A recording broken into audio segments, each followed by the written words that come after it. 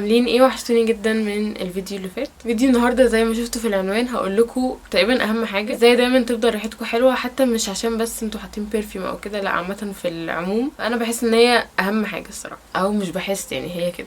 فقبل ما نبدا لو انتوا اول مره تشوفوني سبسكرايب عشان تبقوا من الفاميليا بتاعتنا، ولايك كتير للفيديو، شير بقى، كومنت الفيديوهات اللي عايزين اصورها الفتره الجايه كده يعني، شهيصوني لما اقول لكم اي حاجه من الحاجات دي كلها عشان ما تحسوش ان هو حوار كبير بقى وكده. لازم اي حد وهو بيعمل السيلف كير او اي حاجه، يعني خلينا نتكلم دلوقتي في العموم بعد كده نرجع للنقطه بتاعتنا تاني وهي الريحه وكده. بس في العموم اي حد وهو بيعمل اي حاجه ليها علاقه بالسيلف كير او ان هو بيهتم بنفسه، حاولوا ان انتوا تحبوا الموضوع ده. يعني ما تبقوش اللي هو مكسله اعمل سيلف كير، مثلا اذا كان اعمل ماسك لشعري، اعمل ماسك للبشره، اغسل وشي، ودي كارثه لان في ناس بتبقى مهمله خالص حوار غسيل الوش ده، ان هو مثلا ما تغسلش وشها غير مره في اليوم، وده غلط. لان الوش طبيعي جدا ان هو يحوش دهون، طبيعي جدا ان هو يطلع حبوب لو في دهون كتيره، بالذات البشره الدهنيه اكتر اللي بتفرز زيوت كتير طبعا. بس في العموم يعني في ناس بتبقى شايفه ان السيلف كير حاجه صعبة ومحتاجة حوارات كتير وكده، لا يعني الموضوع مش كده خالص. انتوا حبوا الموضوع عشان يبقى الموضوع بالنسبة لكم سهل، يعني حبوا ان انتوا تهتموا بنفسكم وتهتموا بشعركم بلس ريحتكم اللي هنتكلم فيه النهارده، كل الكلام ده. في السكين كير اول سلمة ان انتوا دايما تكونوا بتغسلوا وشكم كتير كذا مرة في اليوم، ومش لازم اغسل وشي لو انا حاطه ميك اب فهغسله عشان بمسحه كده، لا تبقى حاجه ثابته في يومكم. انا هغسل وشي 3 مرات في اليوم او اكتر لو نزلت بره مثلا ورجعت كده، يعني دي الحاجه الاساسيه. بعد كده بقى نبدا مثلا لو عايزين تهتموا اكتر بخار للبشره، تعملوا ماسكات للبشره. فاول سلمه عشان دايما تبقى ريحتكم حلوه من غير اي مجهود او من غير حتى ما تحطوا بادي لوشنز بقى وحاجات كده كتير، انا لسه هقول طبعا وهريكومند حاجات كتيره او هرشح لكم يعني انواع. بس السلمه اللي في البدايه او الاول خطوه خالص هو ان انتوا تعملوا شيفنج، الشاور، الحاجات دي كلها هي دي البدايه. ودي حاجه يعني مش هنلغي فيها قوي لان اكيد كلكم عارفينها. يعني تاني حاجه، ودي حاجه يعني هو اوبشنال براحتكم، بس انا بحس الصراحه ان الباودر او البودره بتفضل فترة اطول بكتير من المزيل العرق العادي. بحس ان الباودر الصراحة بيقعد فترة اطول، دي حاجة اوبشنال بس انا الصراحة حبيت اقول لكم المعلومة دي عشان بحس ان الباودر احسن بكتير. بس ان هي عامة الباودر بتخلي البشرة رطبة اكتر. تالت حاجة ودي حاجة فعلا اللي هتفرق معاكم قوي، وانا حاسة ان انا قلت على كل الحاجات اهم حاجة، بس يعني هم كلهم مهمين الصراحة، هو البادي لوشن. بس انا هقول لكم معلومه معينه او حاجه خلوها زي روتين كده، ثبتوا الموضوع ده في يومكم. بشوف افضل حاجه الصراحه ان انتوا تثبتوا بادي لوشن كل يوم قبل ما تناموا. الصراحه من ساعه ما اعتمدت حوار البادي لوشن قبل ما انام ده، وبحس ان الموضوع بقى حلو، بقى تحسوا كده بنظافه، تحسوا كده بفريش كده طول اليوم وكل يوم كده. غير طبعا كمان ان البادي لوشن نظافه وريحه احسن بكتير طبعا. بس انا كمان بحس ان انا قبل ما انام لما احط بادي لوشن مش بس بحطه عشان افضل طول الايام بقى ريحتي حلوه وكده، لا يعني خلينا مقتنعين بحاجه ان حوار ان الريحه تبقى حلوه مش بس اللي هو عايزه دايما تبقى ريحتي حلوه، لا هو حتى لما تيجوا تذاكروا مثلا. هقول لكم اكزامبل كده، دلوقتي انا مثلا قاعده هذاكر في مكان والمكان حواليا وحش جدا، او سيبكم ان هو منكوش، خليها مكان متروق وكل حاجه بس الريحه مش حلوه، مثلا في ريحه جاز مثلا، ريحه اي حاجه بقى، اي ريحه مش بتحبوها موجوده في المكان ده. فهل انتوا هتبقوا مركزين في المذاكره او متحمسين تذاكروا اصلا، او عندكم باور ان انتوا تذاكروا وتقروا الكلام وكده؟ اصلا المذاكره حاجه يعني كلنا متفقين ان هي مش حاجه ممتعه قوي، حاجه معظم الناس وهي بتعملها بتبقى زهقانه او اللي هو انا عايزه اخلص بقى وكده. فدايما عشان تتحمسوا تذاكروا بتحبوا ان انتوا اكيد ترشوا معطر، ترشوا برفيوم في المكان عشان تتحمسوا اكتر وتحسوا ان المكان اصلا مش ممل، لان اوريدي احنا بنذاكر حاجه ممله، فبلاش المكان كمان تبقى ريحته مش حلوه فالموضوع يبقى كله وحش بقى. فدايما بشوف ان الريحه الحلوه عامل في كل حاجه الصراحه، عامل كويس في كل حاجه. فانا برضو من الحاجات اللي انا بقيت مثبتاها ان انا قبل ما انام كل يوم بحط بادي لوشن، بتبقى احسن كنوم، النومه كلها بتبقى احسن اصلا. وغير كده بقى فكره الفيديو بتاعت النهارده ان دايما بتفضل الريحه حلوه. عايزه ارشح لكم كذا نوع بصراحه، انا بحب كتير بس في واحد مفضل عندي وكل ما بيخلص بجيبه تاني نفسه، بس في انواع تانية فهرشح لكم كذا حاجه. هنبدا باول بادي لوشن بحبه وهو رش من فيكتوريا سيكريت. ريحته من احلى الروائح الصراحه اللي شميتها في حياتي. يعني هو انا في عادتي باوفر بس انا مش باوفر في ده، يعني بجد انا بحبه قوي. وده انا كنت جايباه من امازون ب 400 تقريبا، مش فاكره مش متاكده يعني بس اعتقد. ونخش على تاني واحد.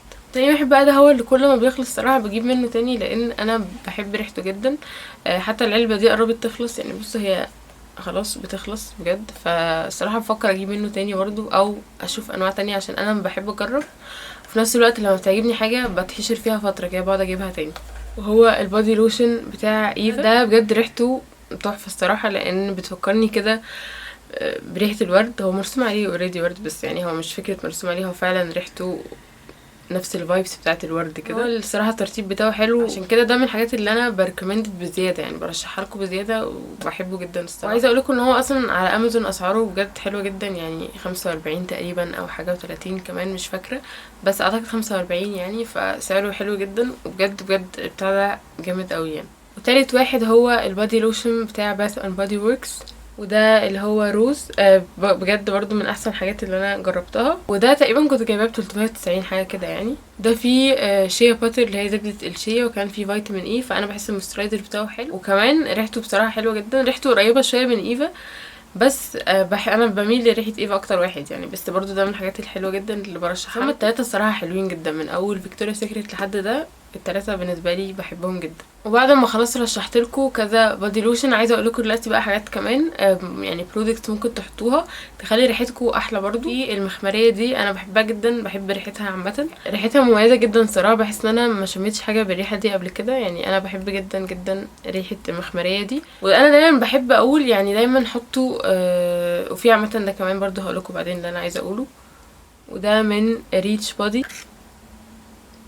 اقول لكم نصيحه لو انتوا مش بتعملوها لازم تعملوها، هو ان انتوا تاخدوا من ده مثلا او ايا كان، بجد ريحته تحفه من اوريدي، اول ما فتحته اصلا ريحته بقت في المكان، بس ان انتوا تاخدوا من ده او مثلا من المخمريه، وتبداوا ان انتوا تحطوا هنا مثلا في الاماكن البارزه كمان اكتر على العظم او كده، فعلا دي من الحاجات اللي هتفرق معاكم جدا يعني. فانا حبيت ارشح الحاجتين دي، وانا حاسه ان صوتي قلب فجاه زيق بزياده، بس البرد بقى. شاهد اختي حبيبتي عملت لي مشروب عشان اتدفى في زوري وكده، بحبك شات لذيذ. في بقى حاجات انتوا بتحطوها ملهاش علاقة بالبادي ولوشن والحاجات دي وكده، بس بتساعدكم برضو ان انتوا تبقى ريحتكم حلوة، لان هي اصلا حاجات ريحتها حلوة. زي ايه؟ زي مثلا في سليبنج ماسك للشفايف بحطه قبل ما انام كل يوم. ده بجد ريحته صعبة. ايه ده؟ يعني ريحته صعبة المفروض مصطلح بيتقال على الروايح اللي مش حلوة اللي هي ريحتها صعبة، بس انا قصدي ريحته صعبة من كتر ما هي جامدة يعني. بس انا بجد هرتلت قوي دلوقتي. وهو السليبنج ماسك ده بجد انا بعشقه الصراحة، واتكلمت عنه قبل كده على التيك توك اعتقد او انستجرام مش فاكرة. بجد ريحته فظيعة الصراحة. هتقولي طب ده ايه علاقته يعني؟ ده كده بيتحط على الشفايف عادي، مش شرط يعني. انا دلوقتي بتكلم في العموم ازاي دايما تبقى ريحتكم حلوه وتحافظوا على الموضوع ده، فمش شرط ان هو بقى يبقى حاجات تخص البادي وكده، لا هو ممكن تحطوا منتجات برضو ريحتها حلوه جدا تساعدكم على الموضوع ان دايما ريحتكم تبقى حلوه على طول، حتى لو هي ملهاش علاقه بالبادي، لان احنا مش بنتكلم على البادي بس، احنا بنتكلم على عامه. بتاع ده من الحاجات اللي ريحتها جامده بزياده يعني، ليها اجواء كده معينه. بفتكر فجاه اطفال كده جونسون كده بيعيطوا كده، ما اعرفش من الفرحه مثلا، مش فاهمه ايه التشبيه الغريب ده يعني، بس ومن جوه. وعامة سيبكوا بقى من الفيديو كله اللي بنتكلم عليه وكده، بجد يعني لازم تجيبوه الصراحة. دلوقتي نخش ليه الحاجة اللي بعدها، وهي البرفيومز. برضو دي حاجة مهمة جدا، بس طبعا برضو لازم بادي سبلاش، لان يعني انا دايما بشوف قبل ما تنزلوا اي خروجة او اي حاجة البرفيوم ترشوه على الهدوم طبعا اللي انتوا هتنزلوا بيها، بس البادي سبلاش بيبقى على البادي. يعني معلومه تافهه قوي كل الناس عارفينها، بس يعني عشان كده البادي سبلاش حاجه مهمه، وحاولوا ثبتوها برضو مع البادي لوشن. يعني دي حاجه ودي حاجه. خليني اريكومند برضو كذا برفيوم، بس هما هريكومند 2 بس، والاتنين دول بقالهم فتره مش كبيره قوي معايا يعني، فعشان كده عايزه اريكومند، لان انا برضو مش عايزه الفيديو يبقى طويل وبرغي كتير قوي، فهقول لكم 2. اول حاجه هو البرفيوم ده، عامه ده انا جبته اصلا صدفه، انا كنت نازله ديفاكتو بجيب هدوم وكده، فساعتها كان برضو في البرفيومز بتاعه ديفاكتو، والراجل واقف صراحه كلمني عليهم كتير قوي وان ريحتهم حلوه جدا ومش عارفه ايه، فانا اتحمست وفعلا شميت ريحته هناك كانت عجباني، ففعلا بجد من احسن الحاجات اللي انا جربتها. مبسوطه قوي الصراحه ان انا شفته هناك ساعتها، لان انا كنت زي ما قلت لكم نازله اجيب هدوم اصلا، بجد ريحته فظيعه الصراحه. وده كمان من الحاجات اللي بحب ريحتها جدا، وهو ليبرا.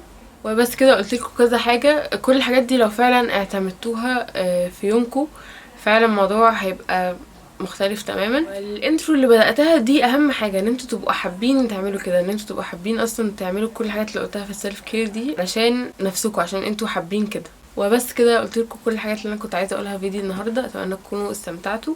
بحبكم جدا جدا، اشوفكم الفيديو الجاي. باي باي.